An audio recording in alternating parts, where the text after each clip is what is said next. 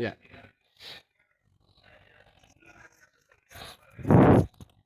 Nah, di layar kalian sudah tampil slide-nya? Sudah, baik. Nah, pertama kita sebut ada alatnya barometer dan manometer. Ya. Nah, eh, ada ilmuwan yang namanya Torricelli. Nah, yang pertama kali ya mencoba eksperimen dengan alat ini. Nah, dia adalah ilmuwan Prancis yang lahir tahun 1643. Nah, jadi eh, apa namanya itu jauh sebelum eh, fisika itu kita kenal. Nah, ternyata sudah ada ilmuwan yang mencobanya. Nah, yang pertama itu barometer. Alatnya kira-kira begini ya, kalau kita analogikan. Nah, itu yang kosong itu adalah tekanan yang udara ya, tekanan bukan kalau kita buka dia itu ada tekanan udara yang masuk, tekanan atmosfer ya. Tapi kalau ini kan tertutup. Nah, tertutup sehingga permukaan cairannya berbentuk melengkung dia kalau kita tutup. Nah, sehingga di sini tekanannya ada itu adalah tekanan uap ya, tekanan uap. Dan di sini adalah luas permukaannya, luas permukaan zat cairnya. Ini zat cairnya adalah merkuri ya, merkuri. Kemudian yang dibuka itu adalah yang terbuka itu adalah yang di bawahnya ya. Jadi wadah yang di bawahnya ini yang terbuka. Yang ini adalah tabung barometernya. Nah, di sini kita lihat seperti yang sini ya, yang gambar ini. Ini yang di ini wadah penampung zat merkurinya atau cairan merkurinya atau fluida merkurinya ya. Nah, ini barometer yang dipegangnya. Dia celupkan ke wadah yang berisi merkuri sehingga cairannya naik. Cairannya naik tapi tidak sampai dia ke memenuhi tabung barometer ini. Nah, yang kosong itu adalah tekanan udara yang terperangkapnya atau uap di situ ya, tekanan uap kita sebut. Nah, begitu ya, kira-kira gambarannya seperti itu. Kemudian kita lihat besar tekanan dari percobaan atau eksperimen ini sama dengan tekanan udaranya dulu ya, tekanan udaranya itu rho GH ditambah tekanan uapnya. Ya, jadi di sini tekanan udara di sini atau atmosfer di sini besarnya adalah tekanan uap ini ditambah tekanan dari apa namanya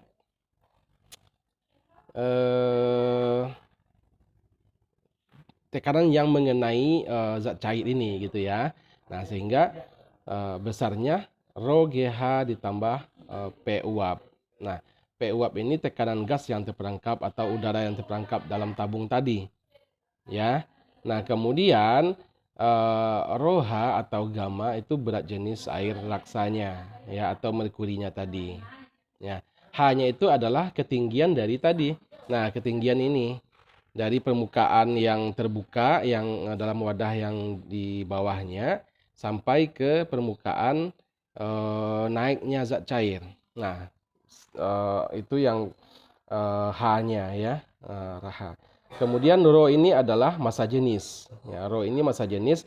Biasanya untuk massa jenis fluida itu kan kita sudah tahu ya. Nanti itu diketahui nanti. H-nya juga diketahui, ketinggiannya kan bisa diukur.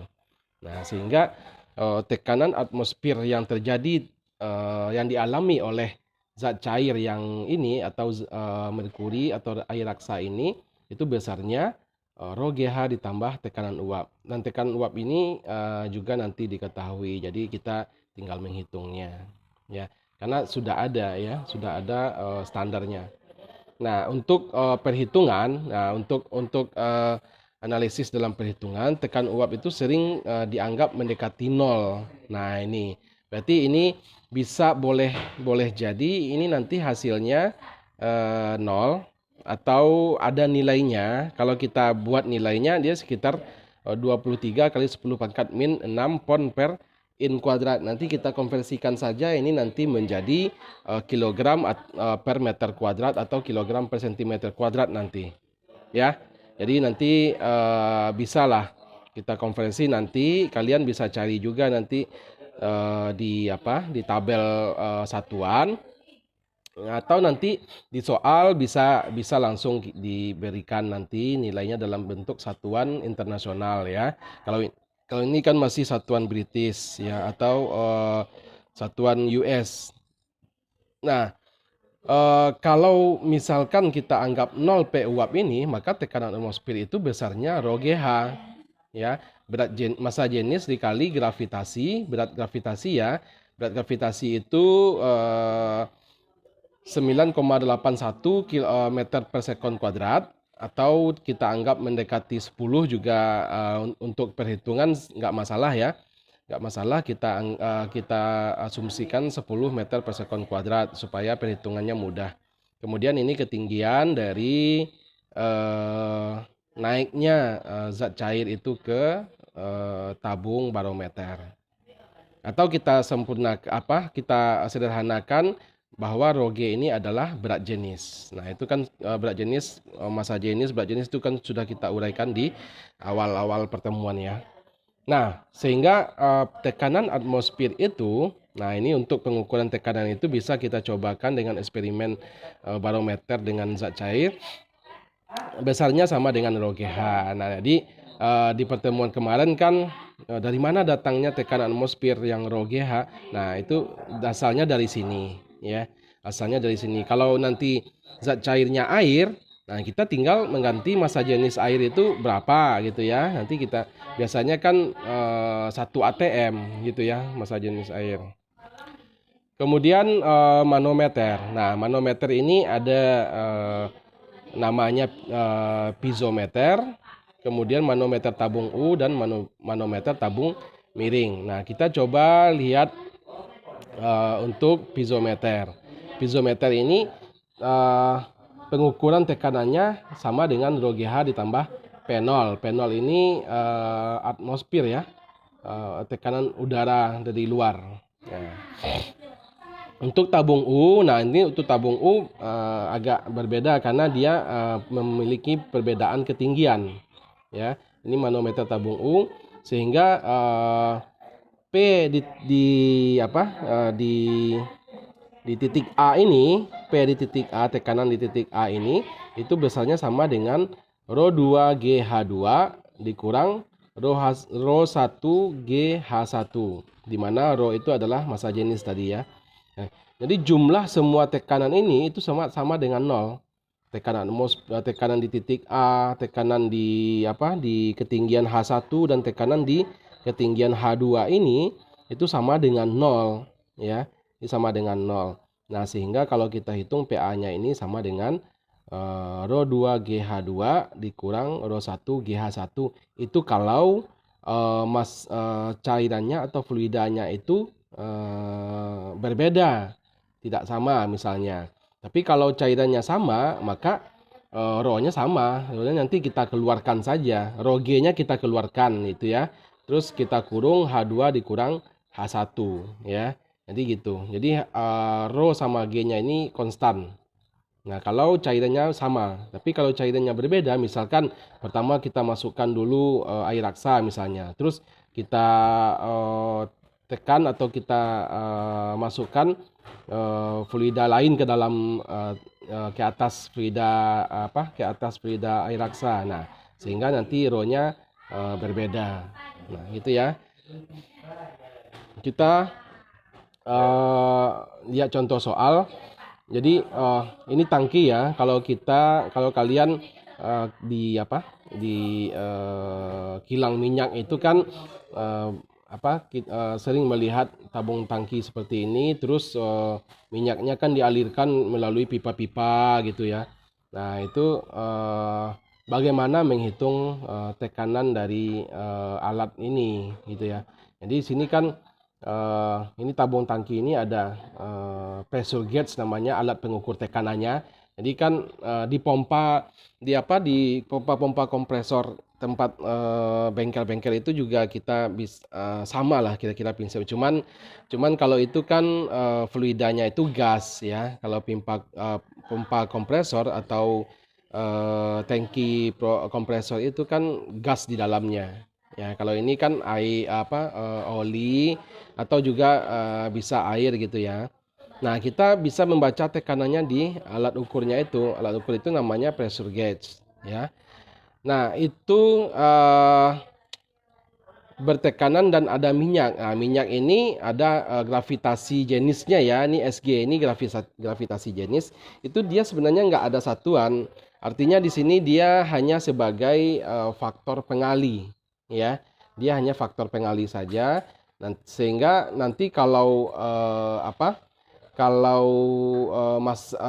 diketahui nanti massa jenisnya atau berat jenisnya nanti, maka kita kalikan dulu dengan nilai ini, nilai SG ini. Nah, gitu ya. Dan air raksa gravitasi jenisnya itu 13,6 dan kalau minyak 0,9. Nah, tinggi kolom 1, nah tinggi kolom 1 ini ya, tinggi yang ditabung itu adalah 36 inch. Ini satuannya kita pakai satuan British dulu ya. Nanti kalau ditanyanya dalam satuan internasional, maka kita nanti hasil akhir itu kita konversi saja nanti ya. Kemudian H2-nya 6 inch ya, 6 inci dan H3 9 inch. Nah, tentukan berapa tekanan yang terbaca di sini ya dari alat ukur ini. Nah, kita tinggal nanti untuk permukaan 1 ya.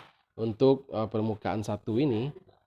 Nah, untuk permukaan yang sini ya, yang sini tekanannya itu sebesar P udara ditambah P oil kali G kali H1. Gitu ya. Untuk permukaan 1. Untuk permukaan 2, nah P2-nya sama dengan P1 ya. P2-nya jadi P2 di sini ini sama dengan P1 sini ya. Nah, jadi permukaan 1 gitu ya.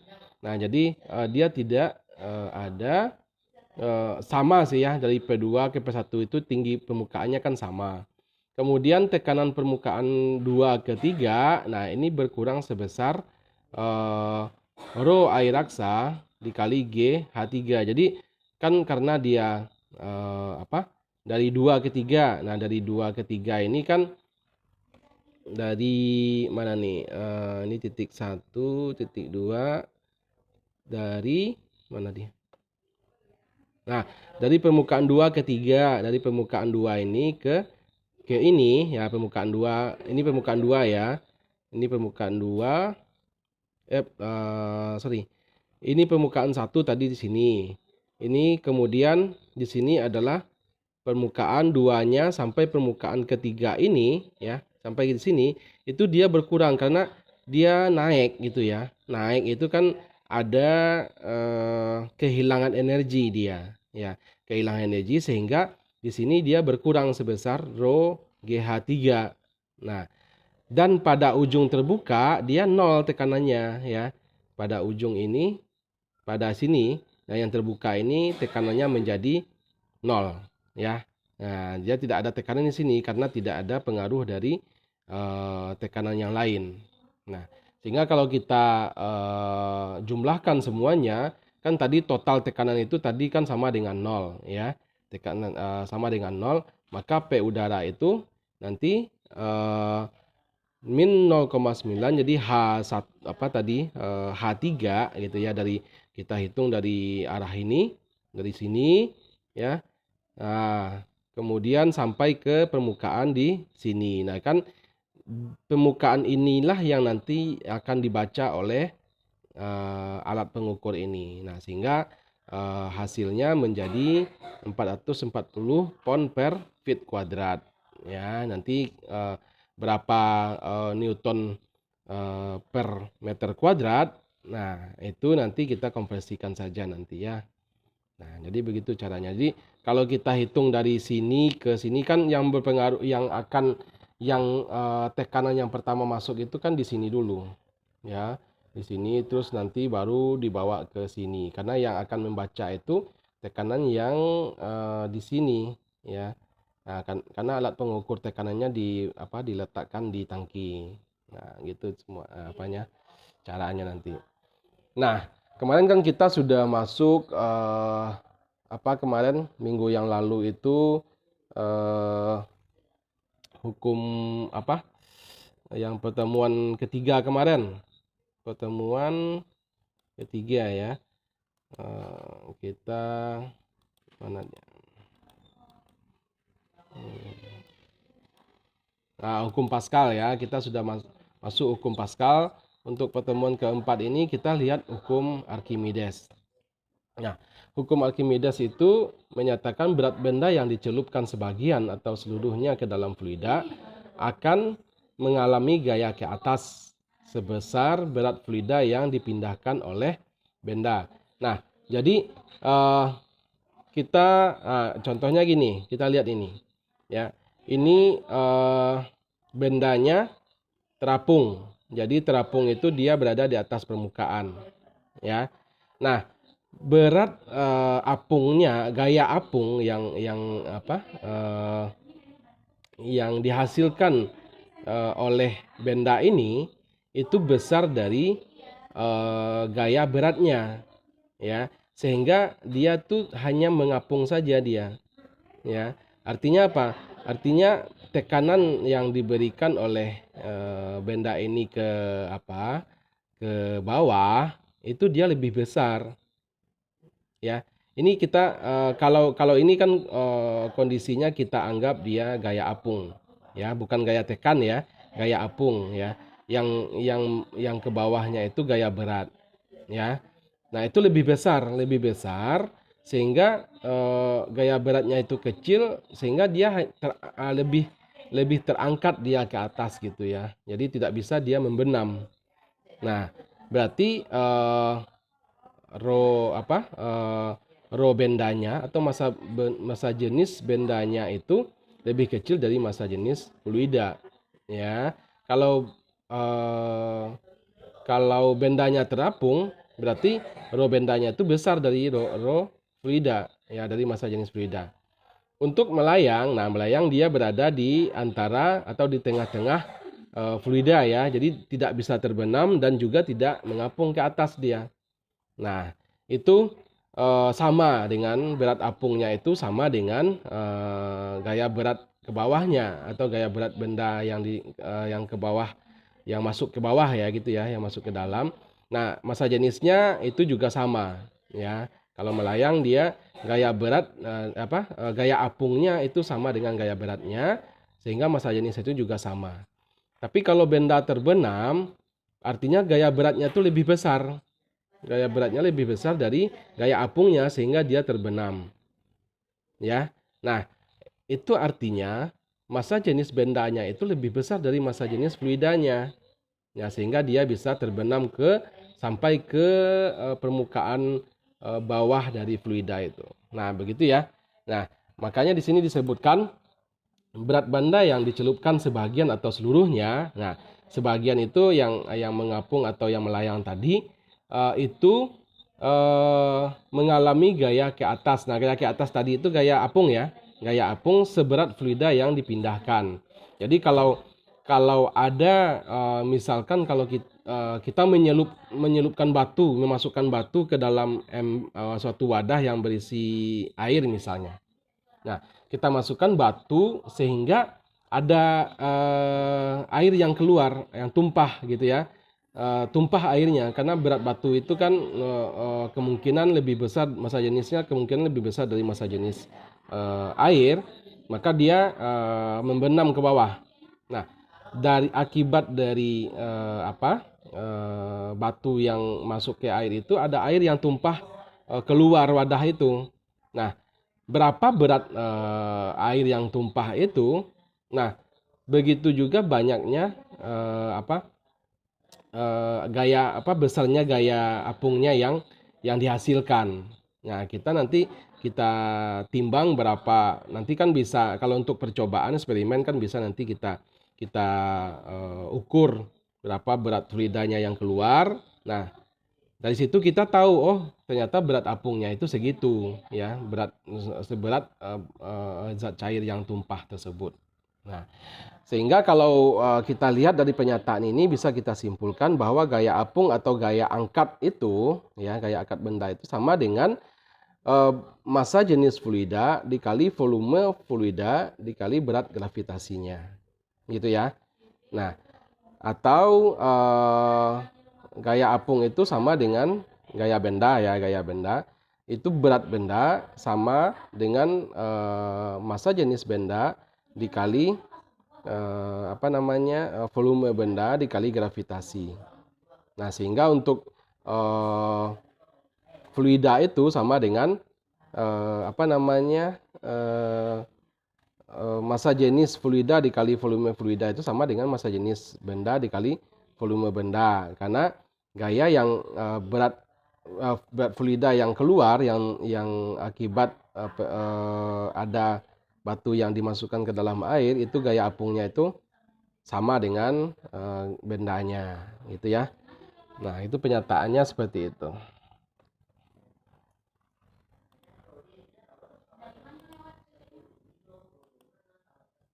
Oke.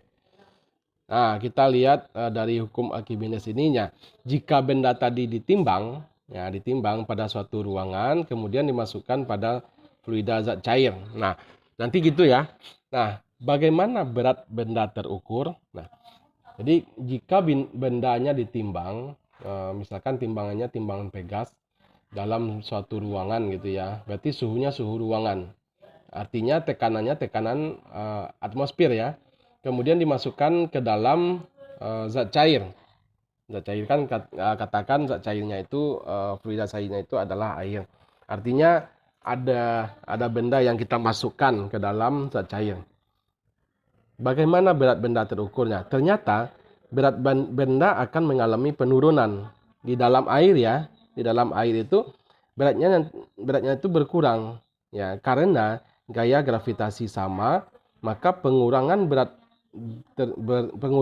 yang terjadi karena adanya gaya apung ya. Jadi ada gaya apung di situ ketika benda dimasukkan ke dalam zat cair, atau gaya angkat ya, atau gaya angkat. Nah, ini dari analogi ini, nah dari gambar ini nampak ya.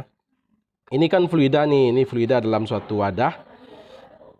Kemudian ini benda dicelupkan, ya, benda dicelupkan. Nah, ini kan gaya benda ya, gaya benda yang masuk. Nah, F2 ini adalah gaya angkatnya, ya. Gaya angkatnya itu sama dengan gaya apungnya tadi ya, gaya apungnya tadi. Nah, berapa berat benda tersebut? Nah, beratnya itu F2 dikurang F1, ya. Beratnya itu menjadi F2 dikurang F1. Jadi beda kalau kita timbang di luar gitu ya. Kalau kita ukur di luar dia pasti lebih berat dari ini. Ya, tapi kalau di dalam fluida, nah ada pengurangan gaya beratnya. Nah, kalau kita lihat kan gaya itu kan rho G A kali H ya. A kali H. Ya kan? Gaya. Ya, kalau tekanan kan rho GH. Nah, tekanan itu kali A kan gaya dia ya. Nah, makanya kita kalikan di sini dengan A atau luas dari penampang dari benda ini ya, luas permukaannya ini. Nah, sehingga H2 dikurang H1 itu kan delta H atau perubahan H-nya ya, atau ya, pengurangan dari H2 dengan H1.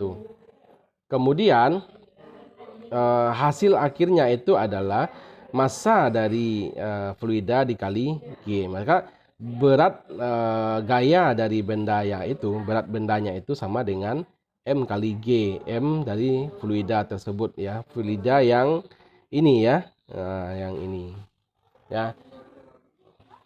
Kemudian berat benda ketika berada di dalam fluida, nah berat gaya beratnya itu ya, gaya beratnya ke bawah akan berkurang dibandingkan dengan berat saat di udara, ya kan? saat dalam fluida dia lebih ringan dibanding saat berada di luar fluida atau di udara terbuka, karena benda mendapat gaya angkat Fa dari fluida. Jadi ketika dia di dalam fluida ada gaya angkat tadi yang F2 tadi ya, yang F2 tadi. Ya, sehingga besar gaya angkat tersebut adalah berat saat benda di udara itu dikurang gaya berat saat di dalam fluida. Nah, di mana berat benda saat di udara itu adalah M kali G. Nah, M itu sama dengan rho kali volume, massa jenis kali volume ya, kali G. Sedangkan berat dari fluida itu massa jenis benda dikali massa jenis benda dikali massa dari benda dikali G dikurang massa dari fluida dikali G. Gitu ya. Nah, kemudian sehingga kalau kita sederhanakan dia menjadi massa jenis benda dikurang massa jenis fluida dikali volume benda dikali G. Gitu ya. Nah, itu berat dari fluidanya. Kita lihat contohnya, misalnya sebuah patung kuno seberat 70 kg terbenam di dasar laut. Nah, kita mungkin terlepas dari sebuah sebuah alat angkat gitu ya, pesawat angkat gitu. Nah, jatuh nanti terus dia masuk ke laut misalnya. Volume patung itu sebesar 3 kali 10 pangkat 4 cm kubik. Nah, ini satuannya satuan internasional, jadi kita tidak perlu mengkonversinya. Yang ditanyakan berapakah gaya yang dibutuhkan untuk mengangkat patung itu. Ya. Jadi saat dia terbenam di dalam air laut, ya, nanti apa saja jenis air laut nanti diketahui ya. Saat dia berada di dalam laut, itu ketika diangkat, gayanya itu, beratnya itu tidak 70 kg, tapi lebih kecil dari 70 kg dia. Nah, nanti kita lihat. Nah, misalkan gaya yang ini yang akan kita cari nih. Gaya yang dibutuhkan untuk mengangkat patung, ya. Berarti dia saat berada di dalam air laut kan. Nah, gaya apung selama di air. Nah, jadi beratnya selama dalam fluida ya. Ini bukan maksudnya berat fluida, tapi beratnya ketika di dalam fluida itu massa dari bendanya dikali G ya. Massa di dalam fluidanya dikali G. Ya. Massa itu kan rho kali V ya, rho kali V. Sementara G itu adalah gravitasi. G-nya itu kita ambil 10 meter per sekon kuadrat saja ya, biar mudah dalam perhitungannya. Dan V adalah volume dari air ya, volume dari fluida air lautnya ya. Sementara 1000 ini adalah massa jenis air laut. Nah, sehingga beratnya ketika di dalam fluida ya itu 300 Newton. Berat ini berat air lautnya yang kita hitung ya, yang maksudnya tuh yang kemungkinan terangkat atau tumpah oleh patung tadi. Nah, sementara berat patung itu sendiri, massa dari patung dikali gravitasi itu 700 Newton. Ini gaya berat ya, bukan berat. Kalau beratnya kan massa ya. Ini gaya berat 700 Newton. Kalau ini gaya berat air laut yang tumpah. Sehingga gaya yang dibutuhkan untuk mengangkat patung itu adalah kita kurangkan ya. Kita kurangkan berat bendanya saat di udara ya, saat di udara dikurang beratnya fluida yang saat patung itu di dalam fluidanya. Beratnya saat patung di dalam air laut.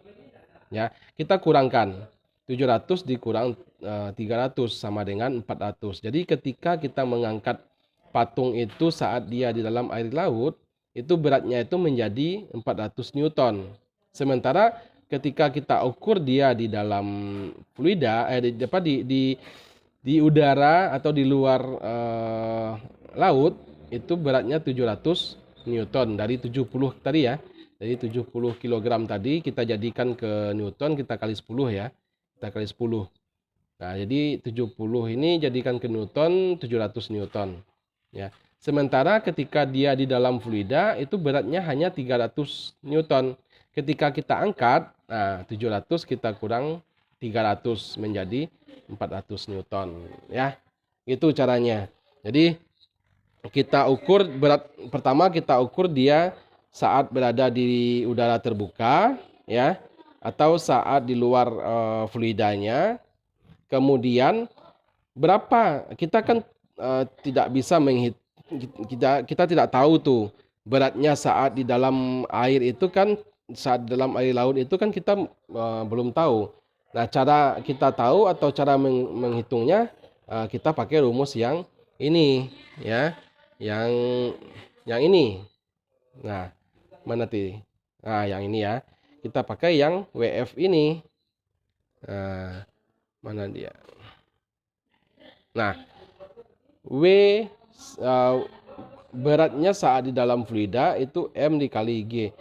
Massa jenisnya kita pakai massa jenis air ya, massa jenis air 1000. Kemudian G-nya gravitasi, volumenya itu adalah volume dari bendanya ya. Ini kan ini masih sentimeter kubik ya. Kita jadikan dia meter kubik ya, kita jadikan meter kubik sehingga kita ketemu Newton di sini. Kalau kita tidak pakai tetap pakai sentimeter kubik, maka di sini dia kilogram per sentimeter kubik nanti ya. Kayak gitu nanti. Kilogram per sentimeter kuadrat dia nanti ya. Maka ini juga tidak bisa kita pakai 10, kita konversi dulu dia ke sentimeter per sekon kuadrat ya. Jadi kalau ini kan satuannya meter, nah kita harus pakai meter juga gitu ya. Makanya dia kilogram per meter kuadrat ya, kilogram per meter kuadrat adalah Newton gitu ya. Nah, jadi di sini juga Newton. Ini berat patungnya saat di luar atau saat berada di udara terbuka. Nanti kita kurangkan 700 dikurang 300 sama dengan 400 Newton. Gitu ya. Nah, itu aplikasi cara penerapan hukum Archimedes ya. Aplikasinya, jadi ruang lingkupnya itu banyak, ada dalam apa nih, kapal selam gitu ya, kapal selam. Kemudian ini di dermaga, kemudian ini kan ada penerapan aplikasi ini tabung-tabung yang diterapkan di dermaga ini gitu ya. Itu juga prinsipnya prinsip Archimedes ya. Oke, itu saja dulu ya yang bisa kita jelaskan.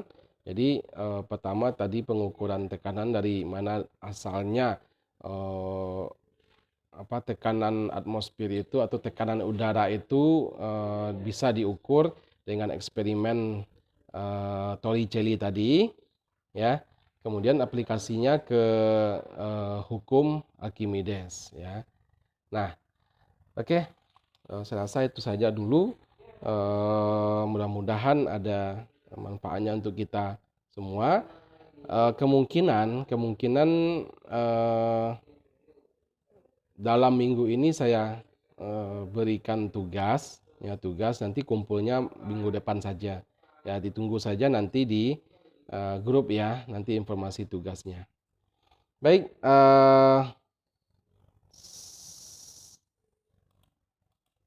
oke, sebagai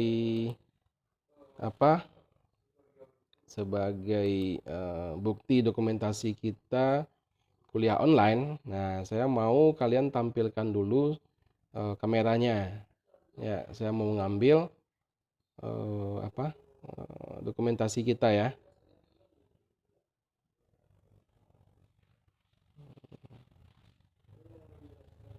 Coba ditampilkan semua.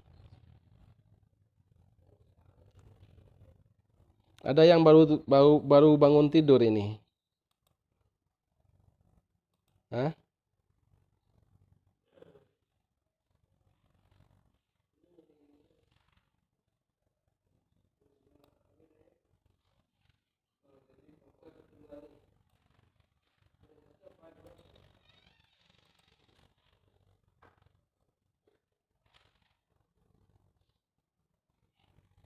Ya.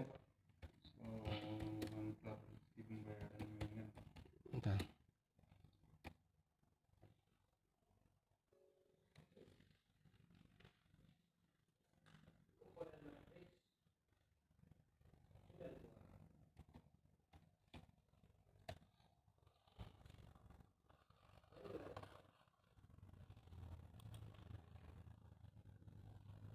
Baik, ada pertanyaan nggak sampai sini?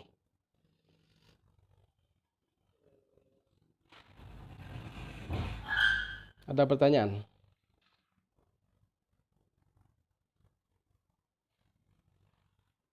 Halo? Ada pertanyaan?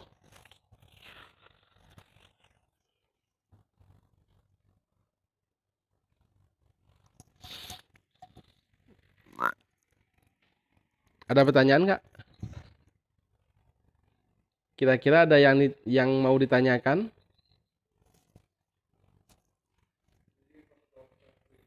Oke, kalau nggak ada, mungkin kita cukupkan saja. eh ya, ada pertanyaan? Oke, kalau nggak ada kita ya oke oke. Kalau nggak ada kita cukupkan saja. Mudah-mudahan silakan nanti kalau ada yang ditanyakan nanti di grup saja nanti. Eh, dan terima kasih waktu kalian sudah hadir kita di kuliah online. Saya ucapkan juga selamat eh, menyambut bulan suci Ramadan ya. Semoga kita benar-benar siap atau benar-benar semangat menghadapi bulan Ramadan ini ya. Baik, mungkin itu saja dulu. Nanti untuk informasi lebih lanjut mengenai tugas nanti saya beritahu saja nanti di WA Group. Oke. Ya, Assalamualaikum warahmatullahi wabarakatuh.